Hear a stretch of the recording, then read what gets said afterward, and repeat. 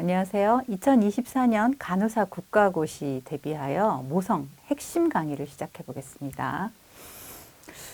자, 모성간호학은 기출문제를 많이 풀어보신 분이면 아시겠지만 정해진 파트 안에서 아주 정직하게 문제가 출제되고 있어서 기출 문제를 풀어본다거나 모의고사를 풀어보는 것만으로도 아마 여러분들이 충분히 이해하실 수 있으리라고 생각이 드는데요. 자, 그 문제를 풀기 위해서 아주 그 기본적인 이론, 이 뒷받침되는 것이 이 핵심 강의라고 생각을 하시면 될 것 같습니다. 자, 첫 번째 먼저 여성 건강의 이해에서 한 문제씩 꼭 출제가 되고 있는데요. 이제 개념, 목적, 가족 중심 간호, 여성 중심 간호 이렇게 나눠 놓긴 했지만 사실은 기본적으로 같은 개념을 얘기하고 있는 것 같습니다. 먼저 여성 스스로 건강을 관리하고 조절할 수 있는 능력을 얘기를 합니다. 여성 스스로 누군가의 지시가 아니라 이제 스스로 자기 문제를 판단해서 결정할 수 있다 하는 거를 얘기하는 거고요. 그리고 가족 중심 간호를 많이 강조를 하고 있는데요. 가족 중심 간호에서는 출산이나 양육 뭐 이런 문제들이 엄마 여성 혼자만의 문제가 아니라 가족 전체의 가업임을 인식해야 된다 하는 것입니다. 자, 그렇기 때문에 분만을 한다던가 하는 것이 혼자 격리돼서 여성 혼자 하는 것보다는 가족, 그러니까 이제 남편과 아이들까지 참여를 해서 분만을 할 수 있는 그 환경을 만들어 주는 것이 또 가족 중심 간호의 한 형태라고도 볼 수 있어요. 그래서 참여 분만이나 자연 분만, 모자 동실 같은 자연적 출산 과정을 제시하는 것이 가족 중심 간호의 핵심이라고 생각하시면 되고요. 자, 여성 중심 간호 마찬가지입니다.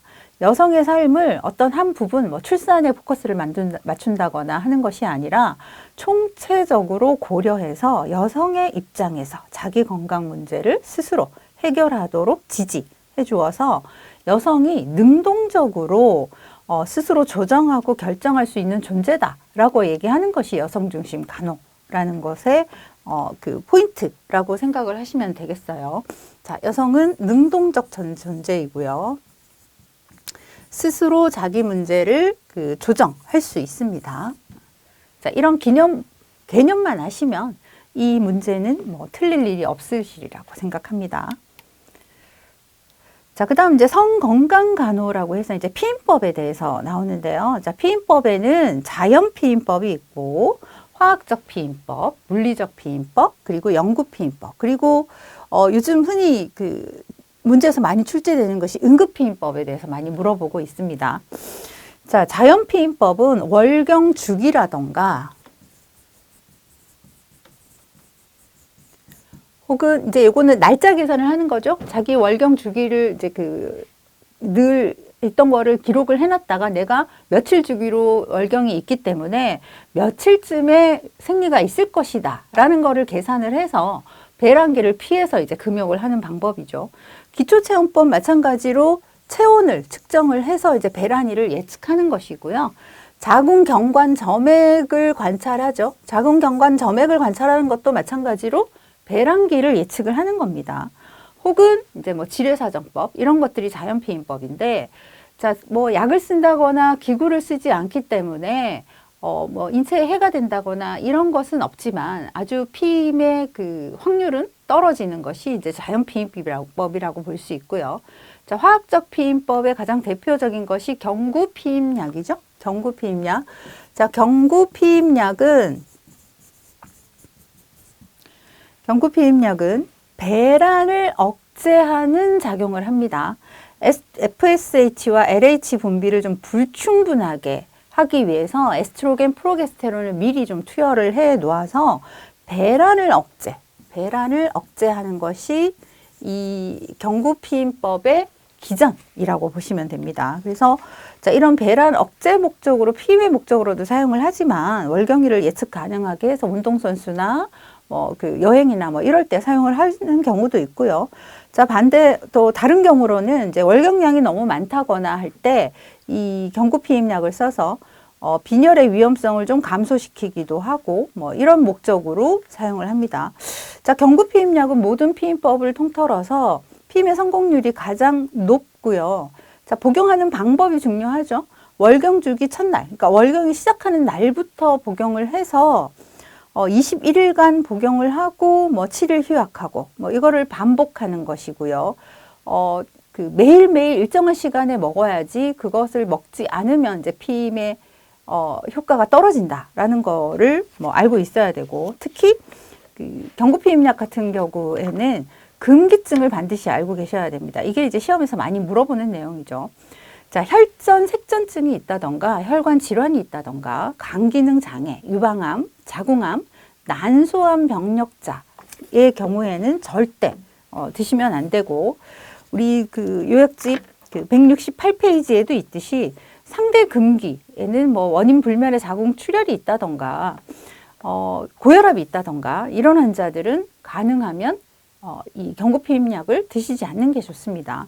자, 이렇게 매일 먹는 그 불편함을 줄여주기 위해서 이제 다양한 방법의 호르몬제가 개발이 되었죠. 그래서 주사형 피임제도 있고요. 피하 이식 방법도 있고요. 자궁 내 장치에 넣어서 이제 호르몬이 나오도록 하는 방법도 있습니다. 이런 것들이 다 화학적 피임법에 속하는 것이고, 다 그 배란을 억제하는 기능을 합니다. 자, 물리적 피임법은 이제 콘돔이 가장 대표적이고, 거기에 자궁 내 장치 같은 것들이 있죠. 자, 콘돔의 장점은 성병을 차단할 수 있다라고 하는 것이 가장 큰 장점이라고 볼 수 있고요. 그리고 이제 자궁 내 장치 같은 경우에는 그 작은 기구를 자궁 속에 삽입을 해 놓아서 착상을 예방합니다. 그죠? 착상을 이것은 배란을 억제한다던가 수정을 억제하는 방법이 아니라 이미 수정이 되었더라도 착상을 억제하는 방법으로 이 피임의 효과를 얻는 것이 자궁 내 장치입니다. 그래서 이제 자궁 내 장치 같은 경우에는 언제 넣어야 되느냐, 시기적으로 이것이 중요한데, 임신이 확실히 아닌 시기여야 되죠. 그래서 월경이 끝날 무렵에 삽입을 해야 된다라고 하고요. 그리고 이것도 이제 금기증을 잘 알고 계셔야 됩니다. 금기증은 부작용이, 자궁 내 장치의 가장 큰 부작용이 자궁 내 염증을 유발할 수 있기 때문에 골반 염증성 질환이 있다던가, 근종이 있다던가, 출혈이 있다던가 이럴 때는 자궁 내 장치를 삽입하면 안 됩니다. 자, 영구피임법은 말 그대로 수술의 방법으로 영원히 이 임신이 불가능하도록 만드는 방법이죠. 남성에게 하는 정관절제술이 있고요. 여성에게 하는 난관결찰술, 난관절제술이 있습니다. 자, 둘 다 수술의 방법이고요. 그 복원하는 방법이 있지만 복원 또한 수술로 해야 되기 때문에 상당히 까다로워서 앞으로 더 이상 임신의 가능성이 없다라고 이제 말씀하시는 분들에 한해서 하는 거죠. 난관결찰술은 이제 그 복강경을 통해서 이 난관을 묶는 수술을 하는 거고요.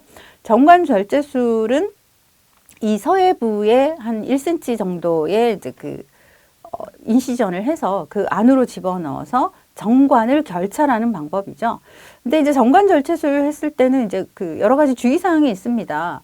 정관 속에 남아있던 정자가 나중에도 배출이 될 수 있기 때문에 수술 후에 그 1에서 3개월까지는 다른 피임법을 꼭 사용을 해서 혹시나 생길 수 있는 임신을 예방해야 된다 하는 거를 알고 있어야 됩니다.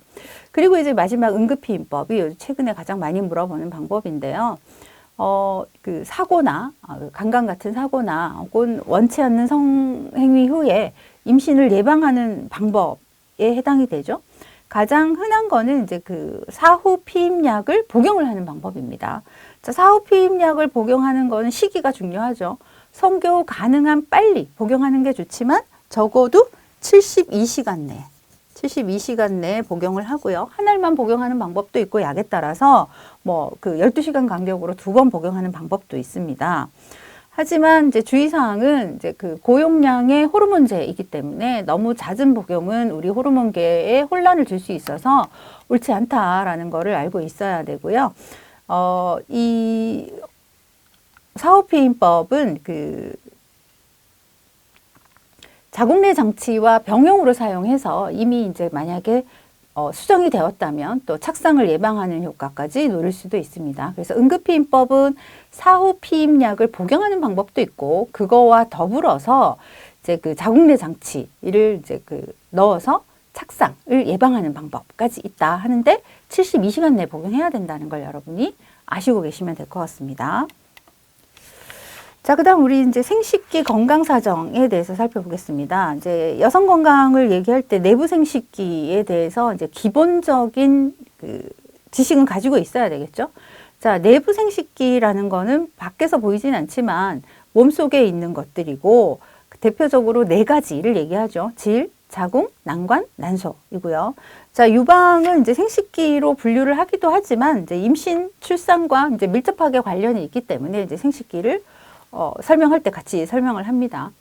자, 질은 외음에서 자궁까지 연결시키는 7에서 10cm 정도의 섬유성 근육관입니다. 그죠?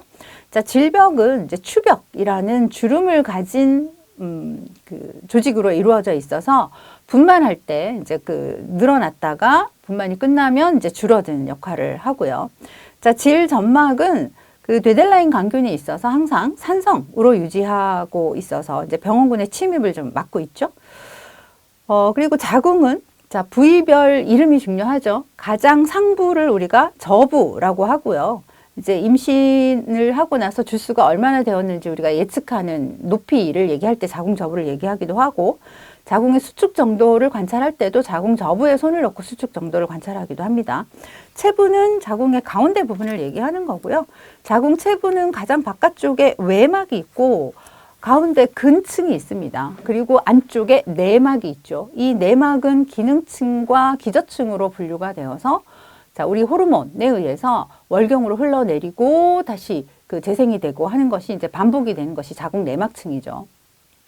그리고 자궁 경부와 자궁 체부 사이의 좁은 부분을 협부라고 하고 자궁의 입구를 우리가 자궁 경부 서빅스라고 합니다. 그죠? 자, 자궁 경부는 자궁 내구와 외구로 나눌 수 있는데 내구는 이제 안쪽입니다. 분만 시 소실과 계대가 일어나는 부분이고요. 자궁 외구는 이제 분만 시 계대가 일어나는 부분이죠. 자, 우리 자궁 경부에서 이제 기억하셔야 되는 부분이 평평 원주 상피 세포 접합점입니다. 이거는 팝스맨한테 다시 설명을 드릴 거고요. 자, 자궁은 두 개의 자궁 동맥과 두 개의 난소 동맥에 의해서 혈액 공급이 이루어지고 있고요. 그리고 자궁을 제자리에 있도록 하기 위해서 받치고 있는 인대가 있죠. 그죠? 자, 인대를 좀 아셔야 됩니다. 자, 기인대는 원인대 아래쪽에 위치하면서 자궁이 아래쪽으로 떨어지는 탈수를 방지하는 것이 기인대입니다. 자, 광인대는 자궁 측방에서 골반벽까지 이어져 있어서 자궁뿐만 아니라 난관, 난소를 정상 위치에 놓이도록 하는 게 광인대이고요. 자, 원인대는 자궁의 모서리, 자궁각에서 서해관을 지나서 대음순까지 연결이 되어 있어서 이것이 하는 역할은 자궁이 앞으로 이렇게 숙여져 있는 전경정굴이 유지되도록 하는 자세를 유지하는 것이 원인대입니다. 그리고 자궁 청골인대는 이제 자궁 경관 위 후표면에 부착이 되어 있어서 이것도 자궁을 탈수되는 것을 방지하는 역할을 하는 것이 자궁 청골인대입니다. 자궁이 탈수되지 않으려면 기인대와 자궁 청골인대가 잘 잡아주고 있어야 되겠죠, 그죠? 자, 그다음 난관은 자궁에서부터 이제 난소까지 이어지는 관으로 되어 있는데, 그 자궁 쪽에서부터 시작해서 이제 부위별 이름이 간질부, 협부, 팽대부, 그리고 난소 바로 근처에 있는 것이 체부입니다. 그죠? 자, 이 중에서 팽대부가 가장 넓고 대부분을 차지하고 있고 이 부분에서 수정이 일어나는 부위이죠. 자, 난소는 우리 복강 내 양쪽에 하나씩 한 쌍, 두 개가 존재를 하고 있고요. 자, 배란을 하고 에스트로겐, 프로게스테론, 릴렉신 같은 호르몬을 분비하는 기관이죠.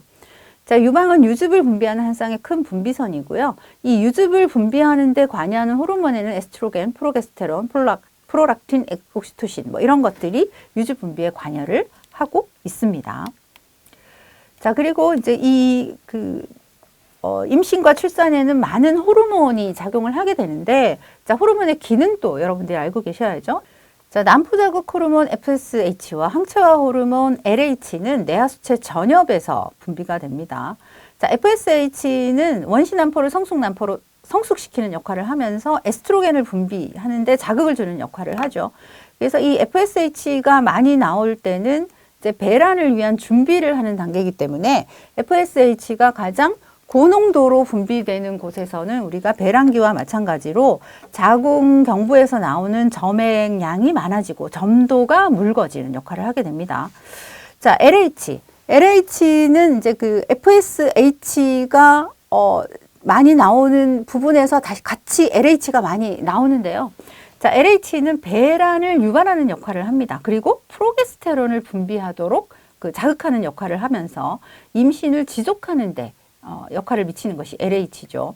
자, FSH는 에스트로겐 분비를 촉진합니다. 에스트로겐은 그 난소의 과립막, 그리고 난포막, 황체, 태반, 부신피질, 남성관, 간질세포 뭐 이런 데서 생성이 되는데 세 가지 종류가 있죠. 자, 에스트론 E1은 폐경기 이후의 여성에게 많이 발견이 되는 거고요. 자, 가임기 여성에게서 나오는 것은 에스트라디올 E2입니다. 그리고 임신을 한 여성에게는 에스트리올이 분비가 되는 것이죠.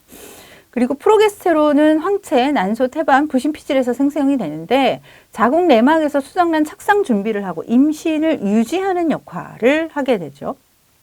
자, 이런 호르몬의 작용으로 우리 자궁 내막은 월경기에 이제 자궁 내막이 흘러나오고 다시 이제 점점 두꺼워졌다가 임신을 하면 유지가 되지만 임신을 하지 않으면 다시 흘러내리는 것들을 반복을 하게 됩니다.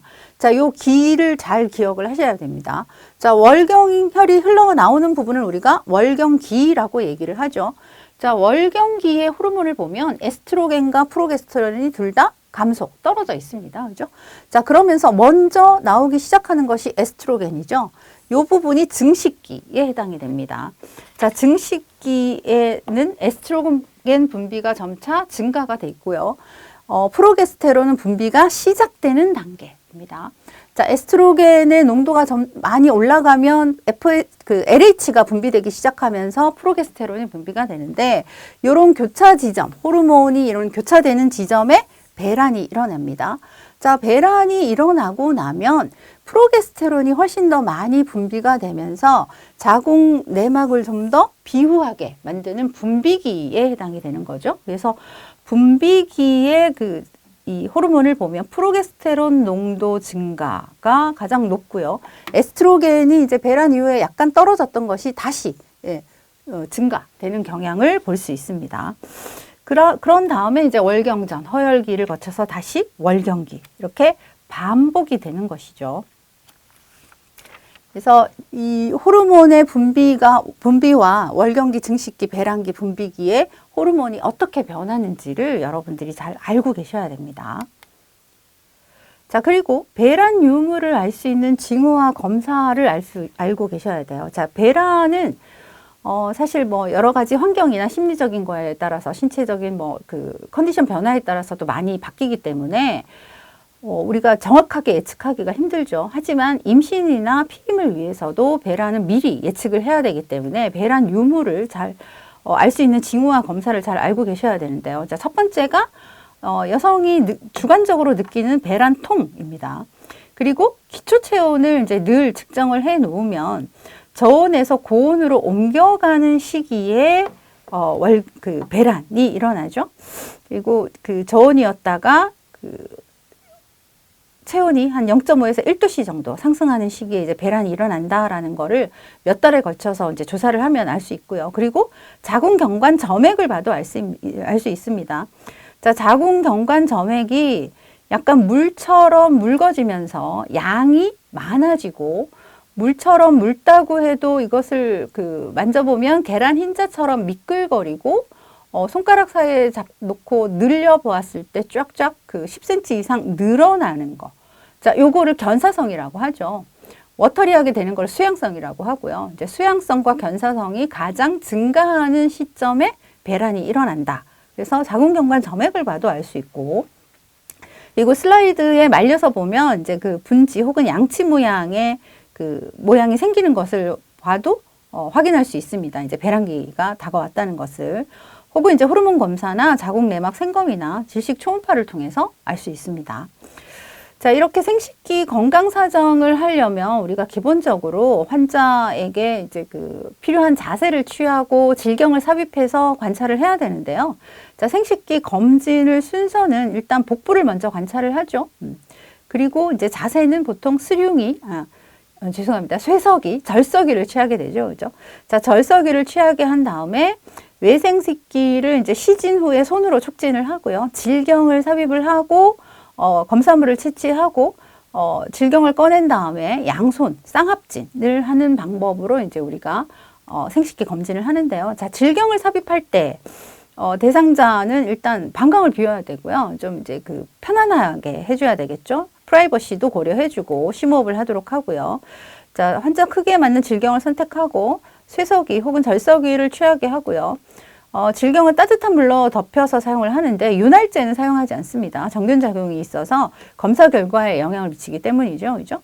자, 질구를 벌리고 눈으로 외구를 사정하면서 삽입을 하는데 질경을 닫은 채로 질 후벽 쪽으로 45도 각도 아래쪽으로 비틀어서 삽입을 한 다음에 수평이 되도록 회전을 시키는데 이때 손잡이가 아래쪽으로 가도록 해서 이제 이 나사를 돌려서 고정을 한 다음에 이제 검사를 하게 되죠. 이게 이제 질경 삽입을 하는 방법이고요. 자, 그런 다음에 이제 우리가 보통 팝스메어를 하게 됩니다. 팝스메어는 자궁경부 질세포진 검사로 자궁경부암의 선별 검사로 이용을 하죠. 우리나라 국가암검진에서는 만 20세 이상 여자에게 2년 간격으로 실시를 하고 있습니다. 자, 주의사항으로 환자에게 얘기할 거는 검사 24시간 전부터 질세척을 하면 안 된다. 좌약 쓰지 말아라. 성교는 안 된다. 그리고 월경 기간은 피해서 검사해야 된다라는 거를 이제 설명을 해야 되고요. 자, 질경을 삽입한 다음에 면봉으로 이제 분비물을 채취하는데 보통 세 부분에서 채취를 합니다. 자궁경부의 내부, 그리고 SCJ죠. 편평 원주 상피세포 접합부, 그리고 후질원계. 세 곳에서 채취를 해서 이제 슬라이드에 말려서 병원 검사실로 보내게 되고요. 자, 이 결과를 해석하는 방법에서도 이제 여러분들이 좀 보셔야 되는 게 174페이지 보시면 이제 클래스 1은 이상세포가 없는 것입니다. 이제 요즘 팝 체계보다는 이제 베데스타 체계를 많이 사용을 하는데요. 자, 거기서 보셔야 되는 게 아스쿠스예요. 아스쿠스는 의미 미결정 비정형 상피세포입니다. 자, 이 아스쿠스로 나오면 6개월 후에 추적 검사, 팝스메어를 다시 한 번 더 해야 된다라는 걸 여러분들이 알고 계셔야 되고, 자, 거기에서 더 나가는 것이 저등급 편평상피 내 병소나 고등급 편평상피 내 병소 혹은 편평상피 병변이죠. 자, 저등급부터는 이제 치료가 필요한 단계에 해당이 됩니다. 그래서 저등급 편평상피 내 병소로 밝혀지면 콜포스코피를 해서 이제 바이옵시 하면서 이제 병소를 이제 어떤 방법으로든 박리하는 것이 필요하고요. 고등급으로 나오면 이제 냉동 치료나 이제 서지컬 익시전이 필요할 수도 있습니다. 그래서 자, 정상 범위이면 우리가 20세 이상에서 2년마다 검사한다라고 했어요. 그죠? 근데 아스쿠스가 나오면 6개월 후에 추적 검사해야 된다는 걸 여러분들이 알아두시면 될 것 같습니다. 그 다음에 이제 생애기 전환기 여성에서 월경과 완경간호에 대해서 여러분들이 아셔야 되는데요. 먼저 무월경 중에서는, 자, 무월경 분류에서 생리적 무월경을 아셔야 돼요. 생리적 무월경은 정상적으로 월경이 없는 거죠. 초경 전이라던가 임신 기간 동안 월경이 없습니다. 폐경 이후에 당연히 없죠. 그리고 이제 분만을 하고 나서 수유하는 동안도 월경이 없을 수 있습니다. 이때만 생리적 무월경이고, 그를 제외한 것은 이제 문제가 있기 때문에 원인을 밝혀야 되는 것이죠. 자, 무월경이라고 환자가 왔을 때 제일 먼저 하는 검사로는 베타 HCG, 임신 반응 검사를 가장 먼저 한 다음에 이제 추가로 검사를 하게 되고요. 이제 검사를 하게 돼서 이제 원인이 밝혀지면 거기에 따른 치료를 하게 되죠. 자, 그리고 월경전 증후군 PMS를 아셔야 되는데요. 자, 월경전 증후군의 정의를 먼저 아셔야죠. 자, 정의는 월경과 관련된 정서장애, 이런 것들이 있거나 혹은 일상생활에 지장을 줄 정도의 신체적, 정서적, 행동적으로 복합된 어떤 증후군이 있을 때 우리가 월경전 증후군이라고 얘기합니다. 자, 통증이 있는 거 혹은 정서적으로 문제가 있는 거, 이런 것들이 다 월경전 증후군에 해당이 되는데요. 자, 시기 아셔야 돼요. 이거는 월경전 증후군이잖아요. 그렇기 때문에 월경 전 2에서 10일에 나타났다가 월경 시작 직전이나 월경 직후에 소실됩니다. 그러니까 월경이 있을 때 심한 게 아니라 월경 전, 월경 시작 전에 많이 있는 증상이다라는 걸 알고 계셔야 되고요. 뭐 여러 가지 원인을 얘기를 하기는 하지만 이제 그 치료는 뭐 그 저염, 그리고 고단백, 비타민이 풍부한 음식을 공급하도록 하고 너무 정제 당 함유가 높은 식품을 좀 제한을 하고요. 알코올이나 뭐 카페인 이런 것들도 좀 제한을 하는 게 좋고, 그리고 이제 만약에 통증이 심하다면 엔세이드를 이제 복용하는 방법으로 이제 치료를 하게 되죠. 자, 월경 곤란증은 통증을 동반한 월경을 월경 곤란증이라고 합니다. 176페이지 보시면 원발성 월경 곤란증은 기질적 병변이 없는데 통증이 있는 것이고요. 속발성은 기질적 병변이 동반되면서 이제 통증이 있는 것이죠. 자, 기질적 병변이 없다면 아까 우리가 이제 월경정 증후군에 했던 것처럼 휴식과 수면 그리고 식이요법과 함께 통증이 심하다면 엔세이드 혹은 뭐 그 엔세이드로도 효과가 없을 때는 경구피임약을 복용하는 것으로도 효과를 좀 볼 수 있습니다. 속발성 월경곤란증은 기질적 병변이 있기 때문에 원인을 밝혀서 원인에 대한 치료를 해야 되는 것이죠. 자, 그 다음 초경. 초경은 보통 사춘기가 되면서 시작을 하는데, 자, 여성의 성숙을 보면 이제 4번에서 평균 13세경에 초경이 시작이 돼요. 자, 위에 3번 보시면 전몽우리가 먼저 만져지기 시작을 하고, 그리고 그 치구에 치모가 출현이 되고요. 그 후에 약 2년 후에 애가모가 형성이 되는데, 전몽우리가 생기고 치모가 생기기 시작할 무렵에 이제 그 초경이 시작이 됩니다. 하지만 뭐 여러 가지 요인에 의해서 영향을 받을 수 있고요. 그 초경 처음 단계에는 불규칙한 월경 주기가 있고 뭐 무배란성 월경도 있을 수 있다라는 거를 알고 계셔야 되는데, 자, 초경의 의미를 기억하셔야죠. 초경은 여성의 성숙도를 나타내는 지표다라는 거를 이해를 하시면 될 것 같습니다. 자, 그 다음 왕경간호예요. 자, 왕경간호는 일단 폐경, 왕경의 의미를 이해하셔야죠. 초경이 시작이 되었듯이 이제 난포의 성숙이 더 이상 일어나지 않아서 난소는 위축되고 여성 호르몬의 분비가 없어지는 것이 이제 그 폐경, 왕경이죠. 그래서 자, 구분, 폐경 전기에 난포수 적어집니다. 에스트로겐 분비는 저하돼요. 자, 그렇기 때문에 우리 뇌하수체 전엽에서는 FSH는 점점 더 많이 분비를 합니다. 에스트로겐을 분비하게 하려고. 하지만 난소가 여기에 반응을 하지 않는 거죠. 그래서 호르몬의 분비를 알고 계셔야 돼요. 에스트로겐은 저하되는데 FSH는 증가되는 것이 폐경기의 호르몬입니다. FSH 때문에 이제 난포 성숙이 촉진되지만 난소가 반응을 하지 않아서 난포 소실이 과속화되고요. 자, 1년 이상 월경이 있었거나 불순 혹은 1년 이상 없을 때 우리가 이제 폐경이 되었다라고 얘기를 해요. 이때도 마찬가지로 FSH는 증가하고 에스트로겐은 감소합니다. 자, 그러면 이 왕경은 어쩔 수 없는 생리적 과정인데 여러 가지 증상이 동반을 하죠. 어떤 증상이 있는지를 여러분들이 알고 계셔야 되는데, 자, 호르몬은 아까 말씀드렸듯이 에스트라디올은 저하가 되죠. 그죠? 에스프로게스테론 주기적 변동 없이 감소 후에 일정 수준으로 유지되는데, 혈액 검사를 해보면 FSH 농도가 상승되어 있는 것을 볼 수 있다 그랬습니다. 자, 폐경기 여성이 가장 많이 불편감을 호소하는 것 중에 하나가 혈관 운동의 변화입니다. 에스트로겐 분비 감소로 자율신경계가 불안정해지고 모세혈관의 수축, 이완, 안면 홍조 이런 증상을 많이 호소를 해요. 열감. 그리고 골관절계 변화도 오죠. 골소실이 가속화되고 장내 칼슘 흡수가 감소되면서 골다공증의 위험이 증가합니다. 자, 그러면 그리고 이제 심혈관계 변화로는 또다시 이것도 이제 에스트로겐 때문인데요. HDL은 감소가 되고 LDL은 증가돼서 관상동맥 질환의 위험이 높아집니다.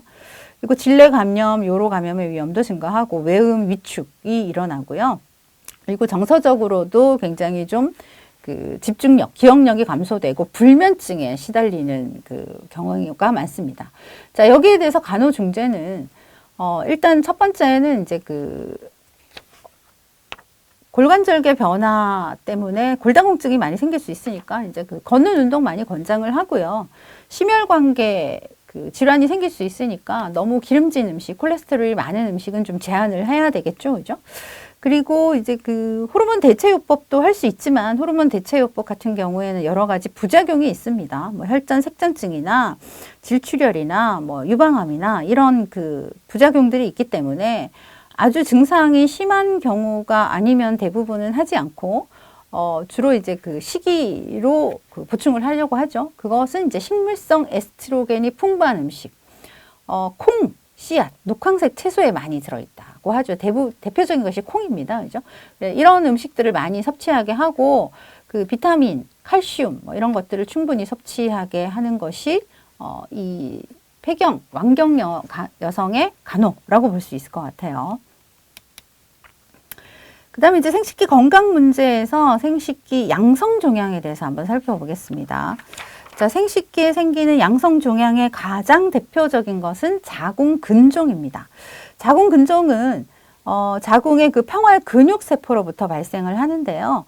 에스트로겐 의존성입니다. 에스트로겐 의존성이기 때문에 이것은 생리를 하면 점점 더 커질 수밖에 없고 폐경이 되면 위축이 되겠죠. 그죠? 자, 증상으로는 이것이 이제 커지면서 출혈량이 많아지는 것입니다. 그리고 커지면서 이제 주변 주위 조직을 눌러서 골반통을 호소를 하는 거죠. 그래서 이제 뭐 그 증상이 심하지 않고 빈혈도 심하지 않고 크기가 크지 않다면 그냥 지켜보는 수도 있고, 만약에 증상이 커진다면 수술적 요법으로 이것을 절제해내야 되겠죠, 그죠? 자, 수술의 적응증은 그 자궁 근종의 크기가 임신 12주 이상으로 크거나 뭐 5cm 이상으로 크거나 혹은 출혈로 인해서 빈혈이 극심하거나 이럴 때 이제 우리가 수술의 방법으로 근종을 제거하게 됩니다. 근종만 제거를 하게 될 수도 있고요. 자궁 전체를 절제할 수도 있는데 이것은 이제 가임의 유무에 따라 다르죠. 그죠? 임신 가능성이 있거나 이제 임신을 원하는 여성이라면 근종만 절제를 하고 더 이상 임신을 하지 않겠다라고 하는 여성은 이제 그 근종만 절제를 해내게 되겠죠. 더 이상 임신을 하지 않겠다 하는 여성은 이제 자궁 전체를 절제를 해내게 되겠죠. 그 다음 이제 난소 종양을 보겠습니다. 난소 종양에서 가장 대표적이고 흔한 것이 다낭성 난소 증후군입니다.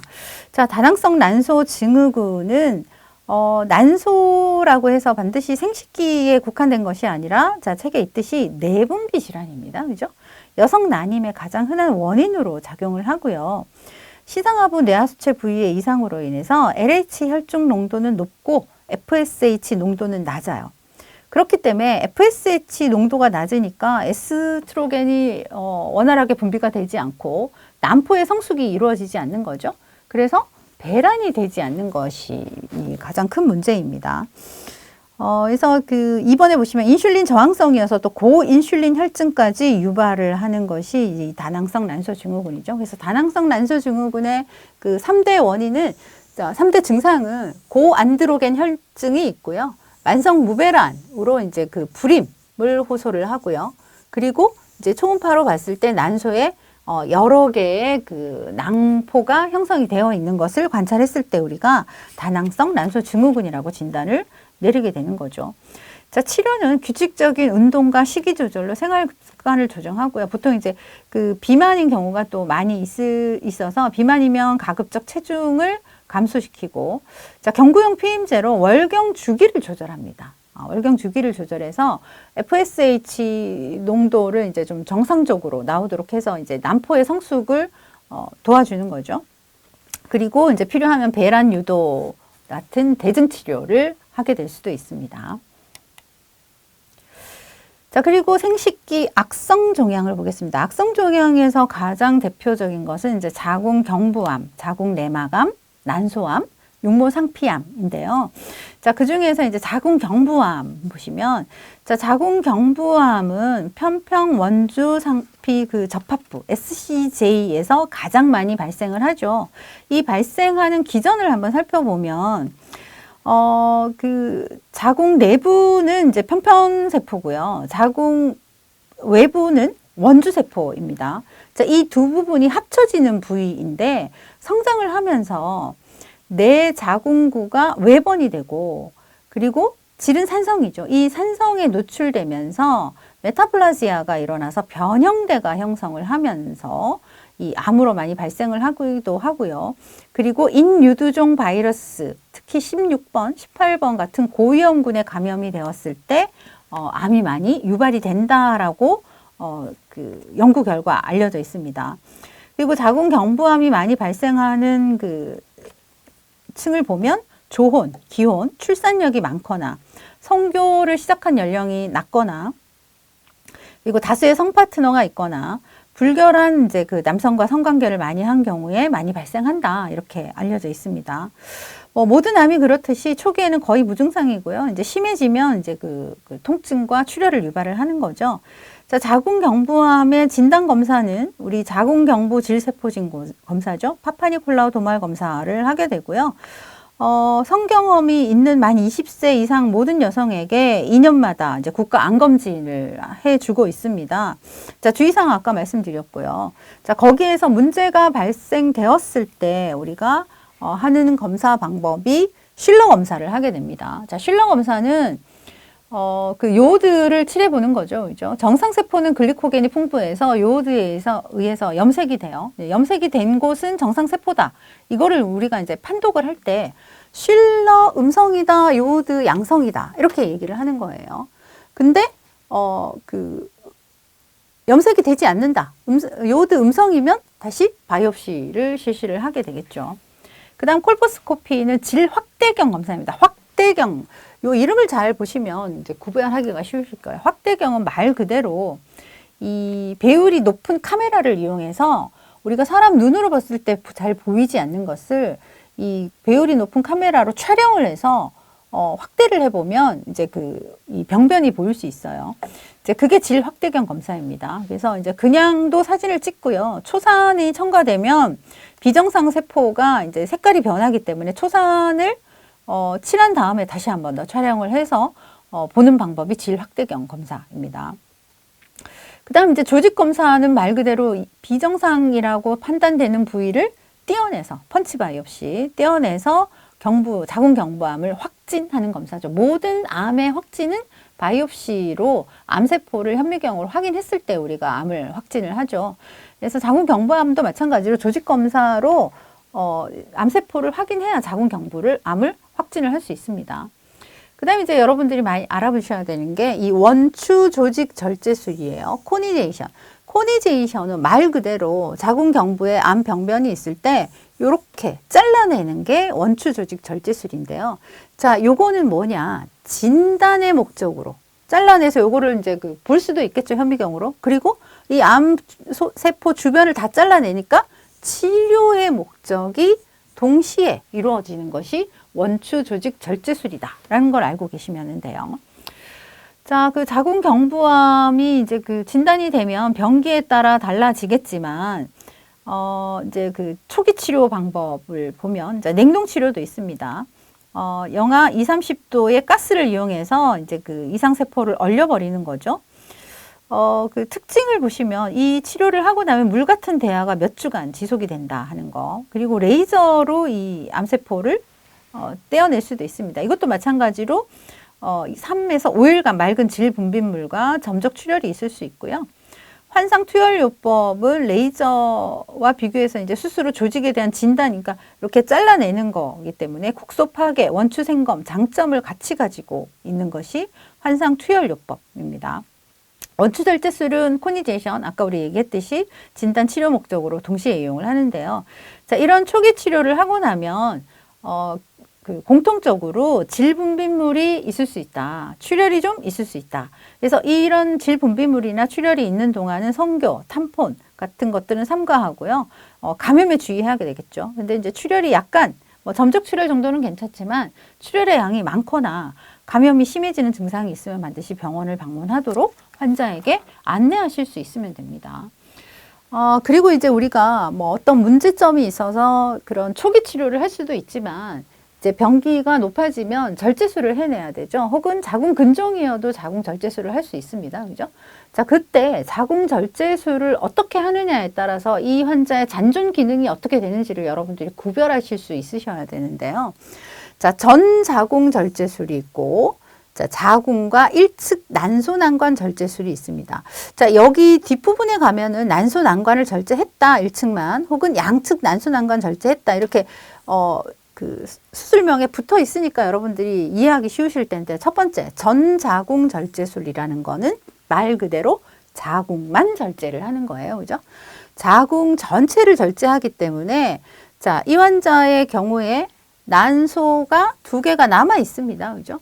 근데 이제 두 번째 보시면 자궁하고 이번에는 한쪽 난소 난관만 떼어냈어요. 그러면 이 환자 같은 경우에는 난소 한쪽은 남아 있습니다. 그래서 이 경우에는 월경은 없지만 자궁이 없으니까 당연히 임신도 할 수 없어요. 그죠? 하지만 에스트로겐은 남아있는 난소에서 분비를 하기 때문에 폐경의 증상을 경험하지는 않는다 하는 걸 여러분들이 이해하시면 되고요. 그 다음에 이제 전자궁 절제술과 양측 난소 난관을 다 절제했거나 근치 자궁 절제술은 마찬가지로 자궁, 난관, 난소, 질, 그리고 그 주위 인프절, 림프절, 인대까지 다 드러내는 거라서 자, 이 경우에는 난소가 남아있는 것이 없습니다. 그래서 당연히 자궁 없으니까 모월경이고요. 불임 있고요. 폐경 증상이 있죠. 그리고 이제 근치 자궁 절제술 하면 드러내면서 이제 배뇨신경 손상으로 소변 장애나 혹은 림프 부종 같은 것들이 생길 수 있다라는 거를 차이점을 여러분들이 이해를 하시면 되겠어요. 그리고 이제 자궁을 절제하는 이제 수술 접근 방법에도 질을 통해서 이제 그 자궁 절제를 할 수도 있고 복부를 통해서 드러낼 수도 있습니다. 자, 책에 보시면 질식 자궁 절제술은 보통 자궁 탈출인 경우에 많이 그 시행을 하는데요. 그 수술하고 나서 이제 복부에 상처가 없으니까 회복은 빠르지만 아무래도 좁은 부위로 수술을 하다 보니 이제 그 여러 가지 뭐 감염이나 이런 합병증이 생길 수 있다라는 걸 이해할 수 있어야 되고요. 복식 자궁 절제술 같은 경우에는 아무래도 복부에 이제 수술 반응, 통증 뭐 이런 것들이 있는 것이 좀 단점이 되겠죠. 그죠? 하지만 눈으로 보면서 광범위하게 탐색해서 절제할 부분을 볼 수 있다 하는 건 장점이 되겠습니다. 자, 그 다음 자궁 내막암, 내막에 생기는 암이에요. 이 내막암은 폐경 후에 주로 발생합니다. 요거 포인트를 기억하세요. 나이가 많을수록 악성도가 증가하는 것이 자궁 내막암입니다. 자, 폐경이 되면 더 이상 자궁 내막이 흘러내리지 않기 때문에 내막에 생긴 그 이상 세포가 점점 더 커지면서 이제 악성도가 증가하는 거죠. 그죠? 자궁 내막 증식증이 있던 여성이 이제 폐경 후에 암으로 발전할 수도 있고요. 장기간 경구 피임약을 복용했거나 그 에스트로겐에 오랫동안 그 노출된, 그러니까 이른 초경과 늦은 폐경, 아이를 낳지 않았거나 뭐 이런 경우에 이제 자궁 내막암이 많이 발생한다고 알려져 있습니다. 자, 진단은 자궁 내막암이기 때문에 자궁 경부 세포진 그 팝스메어보다는 자궁 내막 생검이 가장 정확하고요. 그리고 CA125를 해봐도 이제 수치가 상승되어 있는 것을 볼 수 있습니다. 치료는 자궁 적출술을 해야죠. 그죠? 근치 자궁 절제술을 하거나 전자궁 절제술을 해내야 됩니다. 자, 그 다음 난소암은, 그 폐경 이후에 이것도 이제 80% 이상이 발생한다고 알려져 있고요. 이것도 마찬가지로 이제 그 출산을 많이 하지 않았거나 독신이거나 뭐 이렇게 배란이 많아서 난소가 오랜 시간 동안 이제 많이 그 일을 한 경우에 난소암이 많이 생긴다고 합니다. 자, 진단은 보통 이제 초음파 같은 것들로 진단을 하고요. 그리고 종양 관련 항원 그 표지자 검사가 있죠. CA125를 해서 이제 높다면 우리가 또 초음파와 함께 봐서 이제 의심을 할 수가 있습니다. 자, 치료는 그 절제술을 해내야 되는 거죠. 절제술을 해내면서 이제 조직 검사해서 암으로 밝혀지면 이제 방사선, 뭐 케모 뭐 이렇게 하게 됩니다. 그죠? 자, 그다음에 육모상피암. 육모상피암은 그 어떤 경우든 임신 수태 산물이 있어야 발생하는 영양배엽의 악성 종양입니다. 우리 이제 포상 기태로 많이 발생한다라고 알려져 있죠. 그죠? 자, 증상은 그 높은 혈액 내 HCG를 관찰할 수 있고요.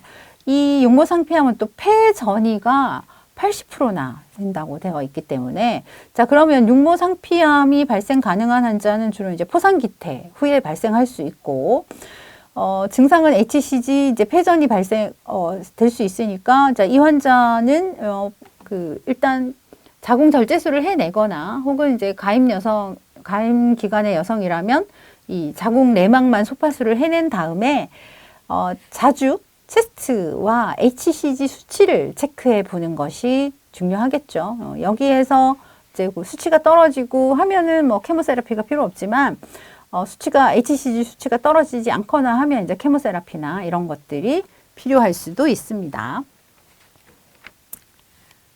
네, 오늘 그 자궁 생식기 종양까지 같이 살펴보았습니다. 수고하셨습니다.